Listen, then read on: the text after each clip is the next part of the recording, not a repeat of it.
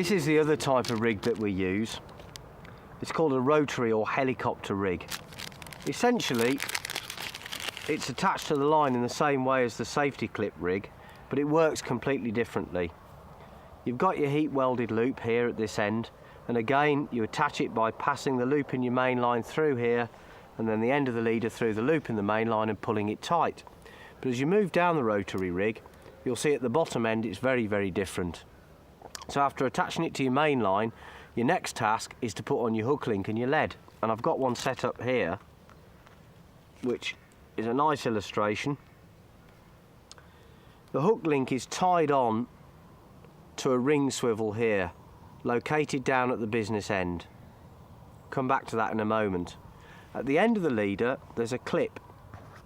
And quite simply, to attach the lead, you just pop it onto the clip like that, close the clip up, and then you'll find a section of silicone rubber here. If you pull this down, you can sleeve off the clip and the swivel on the lead, so that any nasty little corners and areas where your rig might tangle around are sleeved off nicely, and you're not going to get a problem. You can actually pull it down further than that if you want to, just by easing the silicone down. So having attached your lead, the next thing to do is slide down the bottom bead until it touches the top of the rubber, and then you need a gap between the beads always. You can vary that gap, we'll come back to that in a moment, but most of the time you'll be fishing with a small gap between the two beads. And the reason this is called a rotary or helicopter rig is that when you cast out, the hook link will actually revolve around the leader in flight, just like a helicopter blade, and it won't tangle up. But in order for it to rotate, you must always have a little gap between the beads, at least a small one. Now, if you're fishing on weed or silt, this is a brilliant rig, because what tends to happen is that your lead ploughs down into the muck, and the danger is it can pull your hook bait down with it. However, as long as you use a buoyant or neutrally buoyant hook bait, you can basically move up this top bead, and when the lead touches down, the hook link will slide, and that will prevent your buoyant bait or semi-buoyant bait from being pulled down into the muck along with the lead. It's a very, very clever system actually.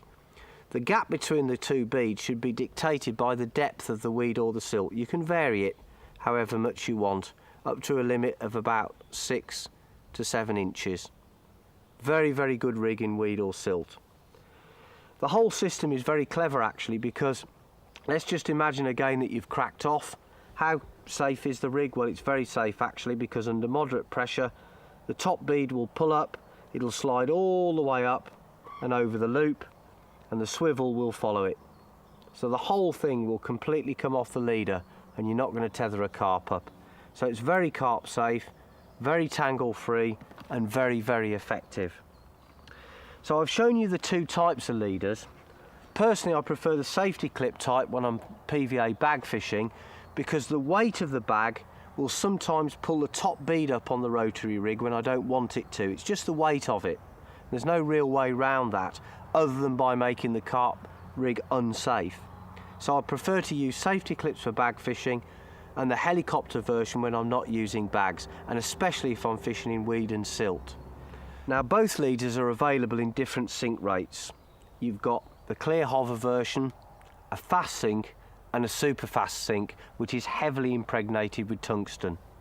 The clear version, or the hover version, this one here, has got a short section of tungsten just at the top of the leader to settle it down on top of the weed or the silt, but not so that it will dig too heavily in and cause you problems if you're playing a fish. It'll settle nicely on top of the bottom, still pin down, but not too much, whereas some of the heavier versions will really pin to the bottom quite hard.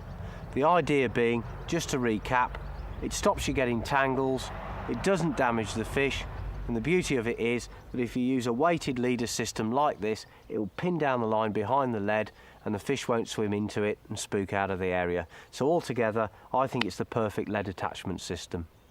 So just to recap, the beauty of using these leaders is that first of all, They're totally carp safe. You won't tether a fish up if you lose the rig in the lake with a bait attached to it.